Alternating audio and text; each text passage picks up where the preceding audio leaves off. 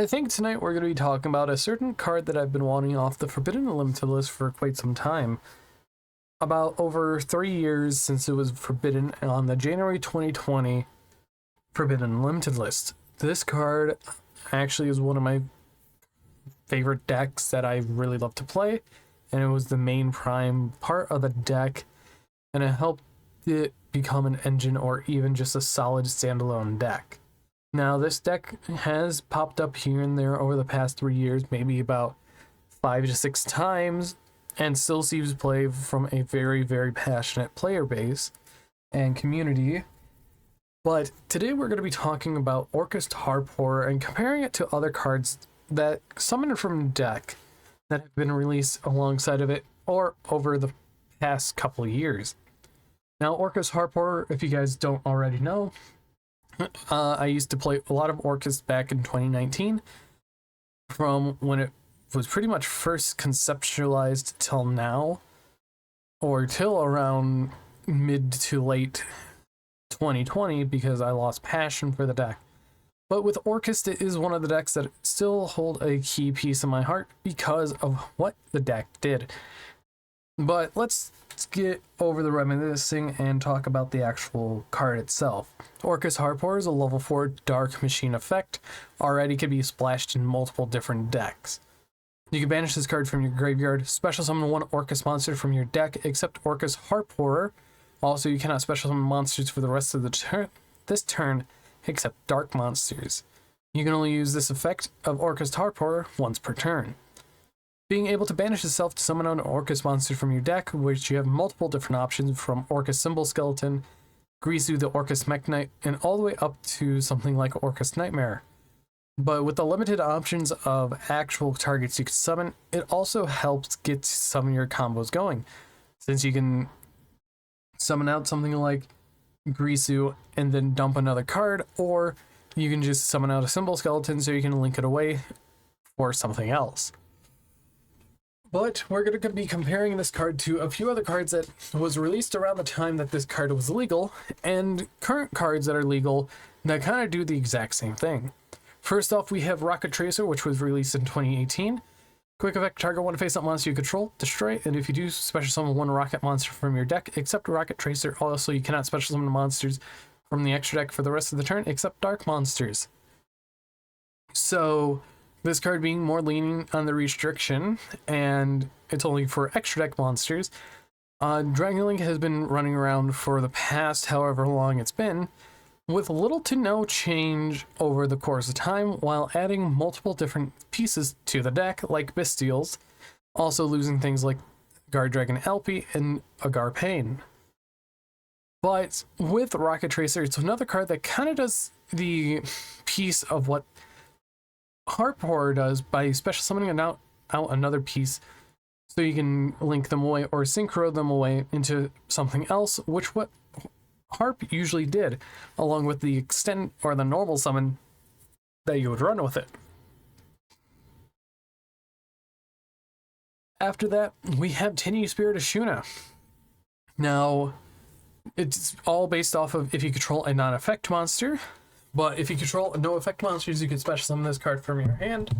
But if you control a face-up non-effect monster, you can banish this card from your hand or graveyard, special summon one Tiny monster from your extra deck, except Ashuna. Also, you cannot special summon monsters for the rest of the turn, except worm monsters. So instead of having a dark lock, it's a type lock. So you're locked into worms outside of not being locked into an attribute. Ashuna essentially does the exact same thing of what Harp does, but more for worm decks like Sword Soul, or even previous worm decks like a 10 Adventure combo, which OCG ran. But overall, this is another example of a card that does the exact same thing as Orcust Harp does. Next up, we have a new card from last year, being Ignis Phoenix, the Draco Slayer. If this card on the field is destroyed by battle or card effect, you can special summon one Draco Slayer or an Ignite monster from your deck, except Ignis Phoenix. And if you do, it is treated as a tuner. So being able to have this being destroyed by Luster Pendulum or whatever else, summon out a Draco Slayer is pretty good. And it is able to grab a non-pendulum Draco Slayer or Ignite monster from your deck to your hand. So that actually comes in handy as well. And the other example I have lined up is Firewall Defensor.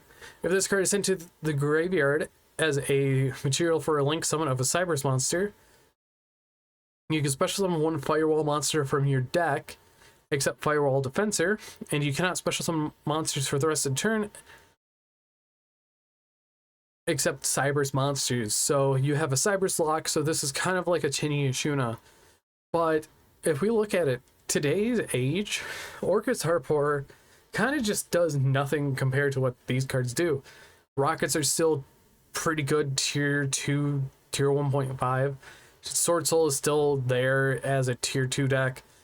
Ignis or Draco Slayers are still there as a rogue deck, and Cyber's Pile Math Mech is still another rogue option. And honestly, if we look at the past, Orcust, they were dominant, but with how they handled with the 2020 Forbidden Unlimited list, they overhit cards just so they can push people to play newer stuff. Or what happened was we returned to older stuff, being Shaddolls with new cards, Altergeist with the current cards, and Spirals with Magician Souls. So we went back to old decks, so they had to punt those away so we can move to newer decks, but then COVID happened. But if we're comparing cards from his age, let's take a look at some cards that were hit when he was illegal that are now back up in numbers.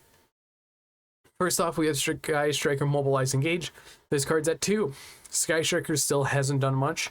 It is a nice rogue option, even after Mystic Mine has been banned. Then we also have Widow Anchor and Multi-Roll back at 3. So Sky Striker has all their cards outside of Engage and Drones at more than 1 and 2, respectively. And then we have Salamangreat Greats, with Circle being at 3, being a reinforcements of the army type card.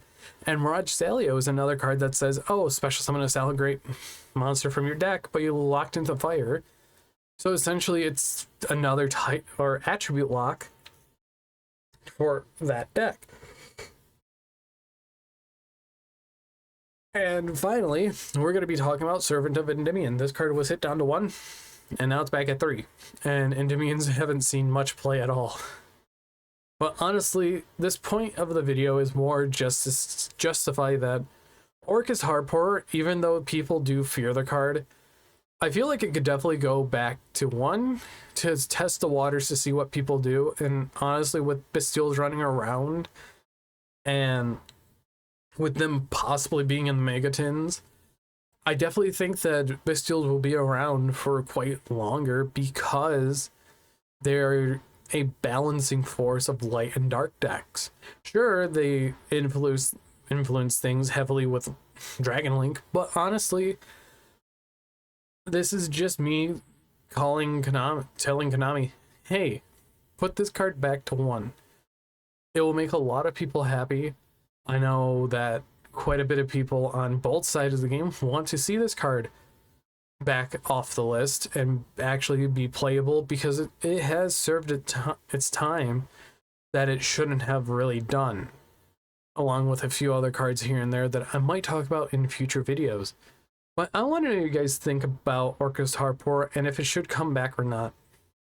I've always been in the boat that this card alone could definitely come back. But anyways, I've been Bolt Spider. See you guys in the next video, and goodbye.